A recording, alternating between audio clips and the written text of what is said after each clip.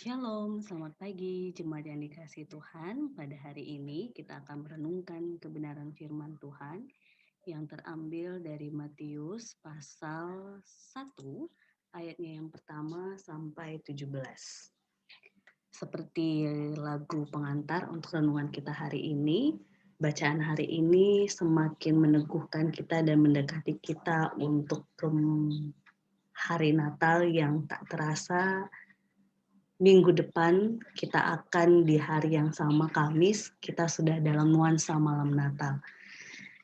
Jemaat yang dikasihi Tuhan berbicara tentang Natal ketika kita sedang mengingat, mengenang, maka itu identik dengan satu silsilah atau bukan silsilah ya, tapi satu ungkapan yang terkenal dalam kehidupan kita berbangsa, yaitu jas merah.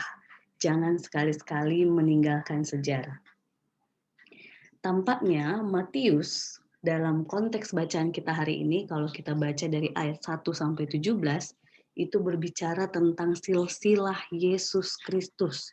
Bagaimana kaitannya tentang kehadiran Yesus Kristus yang merupakan bagian dari sejarah keturunan silsilah dalam kehidupan dari perjanjian lama sampai perjanjian baru. Mengapa Matius mengawali dengan silsilah Yesus Kristus? Jemaat yang dikasihi Tuhan, ini bukan dalam rangka eksklusif. Kenapa saya bilang bukan dalam rangka eksklusif? Ada banyak orang-orang dalam konteks mungkin kita budaya di Indonesia atau bahkan dalam konteks kehidupan kerajaan atau kehidupan pemerintahan ataupun suku, ada banyak kelompok-kelompok yang sangat membanggakan silsilah dalam rangka untuk menunjukkan ini loh saya keturunan dari orang hebat. Saya punya nenek moyang yang luar biasa. Saya punya ini, itu, dan sebagainya.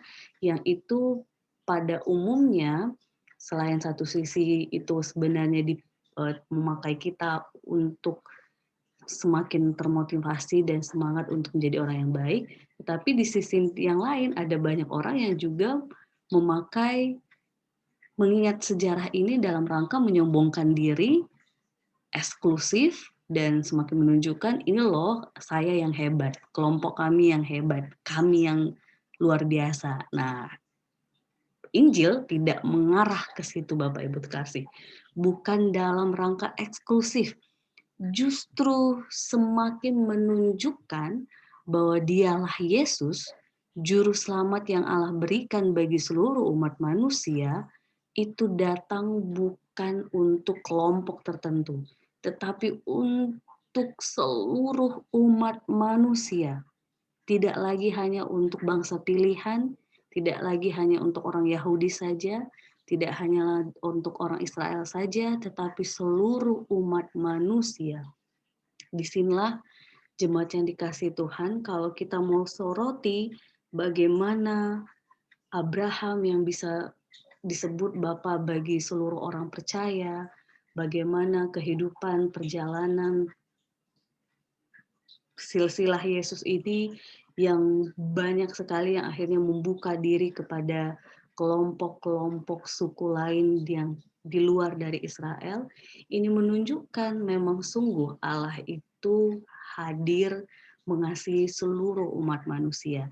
Disinilah pada akhirnya jemaat yang dikasihi Tuhan ketika kita sedang berada di minggu Advent ketiga, yaitu bersukacitalah, maka sungguh-sungguh kita bersukacita. Karena Allah yang hadir ke dunia melalui Yesus Kristus itu bukan hanya untuk kelompok tertentu saja, tetapi untuk seluruh umat.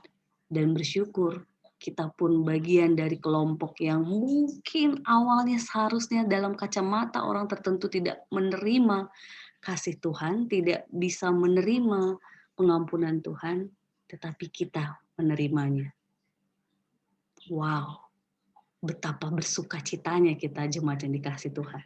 Mari kita teruskan sukacita ini tidak hanya untuk diri kita, kelompok kita, atau gereja kita, tetapi kepada semua orang yang kita temui, baik dalam kehidupan kita pribadi lepas pribadi lewat pikiran, perkataan, perbuatan kita, bahwa kita dan orang-orang di sekitar kita dikasih Allah.